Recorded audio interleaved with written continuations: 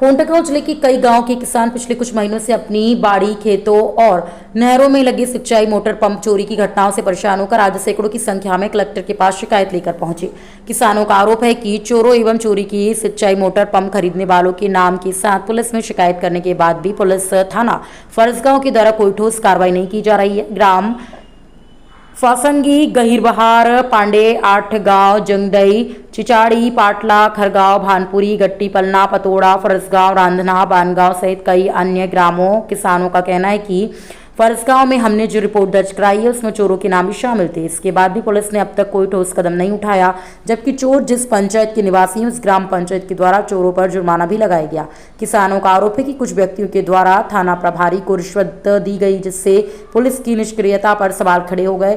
किसानों ने चोरों पर जल्दी उचित कार्रवाई करने और उच्च अधिकारियों से हस्तक्षेप की मांग की है, ताकि चोरों की गई सिंचाई पंप किसानों को वापस मिल सके। और अब रिपीट,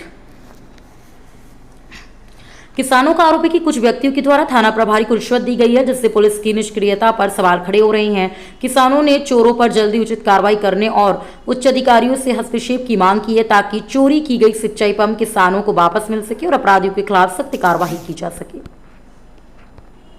मैं सुखलाल मरकाम, जनपद उपाध्यक्ष फरसगांव। क्या है मामला? मामला ये किसानों के पंप को लेकर के है।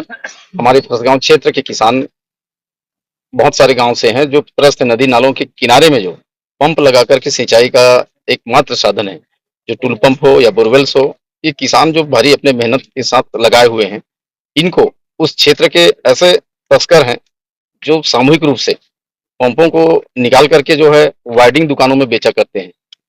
और इस लगातार इस क्षेत्रों में इन्होंने काफी लंबे समय तक अंजाम दिए हैं और ये धीरे धीरे उजागर हो रहा है।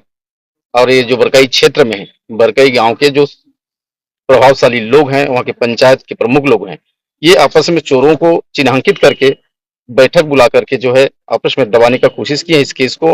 और हमारे जो फरसगांव के थाना प्रमुख हैं नरेश कुमार साहू जी, जो पुलिस अधीक्षक, उनके नाम से भी पैसा वसूला गया है और चोरों को वहीं पर साठ-गांठ करके उनको छोड़ दिया गया है। हमारे पीड़ित किसान और भी हैं, इनके आवाज उठाने से इनकी आवाजों को सुनते नहीं है। इस तरह से बरकई के लोग निर्णय लिए हैं, गलत है।